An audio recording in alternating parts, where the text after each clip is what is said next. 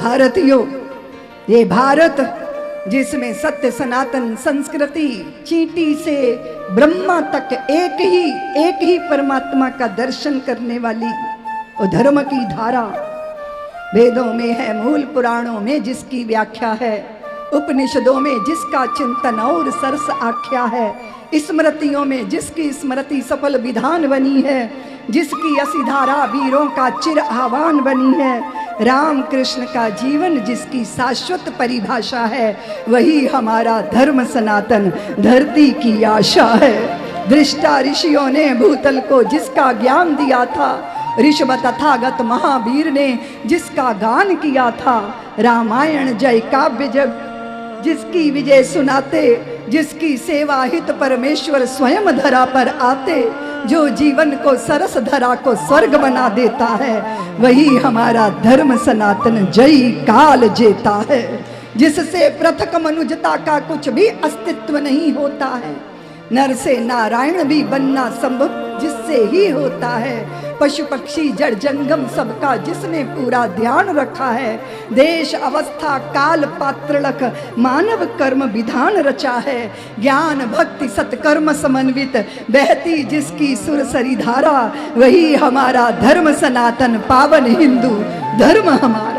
संतों ने तिल तिल जल करके, सतियों ने हो करके स्वाहा, वीरों ने निज शीस चढ़ाकर जिसका अक्षय गौरव चाहा, जिसके हित सम्राटों ने तजराज भवन को करुण पर्ण कुटीली, और जिसकी रक्षा हित यतियों ने धूनी तजदी खड़ग उठा ली। रक्षक जिसके शिवा भवानी है, तुलसी ने जिसको गाया, वही हमारा धर्म सनातन कल्प वृक्ष सी जिसकी छाया। हम उसी कल्प वृक्ष की छाया का सुख प्राप्त कर रहे हैं। इसलिए निश्चित करो भारतीयों, सनातन का जय जयकार और सनातन की जय जयकार। जय जयकार करने से नहीं होगी, जयी होना होगा, मन पर विजय पानी होगी। समस्त पृथ्वी की ऊर्जाओं का सात्विक दिशा की तरफ उसे अग्रसर करना होगा। सारे संसार का नेतृत्व करने की तैयारी करो भारतीयों, क्योंकि सारा संसार आतंकवाद और भौतिकवाद की आग में झुलस रहा है, और सारा संसार अब भारत की ओर देख रहा है कि विपरीत स्वभाव वाले भी कैसे सुख से साथ रह सकते हैं। ये पाठ पढ़ने को वो तैयार है, और उसकी पहल भारत को ही करनी है, क्योंकि परमात्मा की रंग भूमि, सारा संसार रंगशाला। सारा संसार क्या है बोलो देवियों? सारा मंडप किसके लिए खड़ा किया गया? राठौर जी ने कथा होगी इसीलिए, लेकिन हम जब भी आएंगे तो व्यासपीठ पे ही बैठकर कथा करेंगे।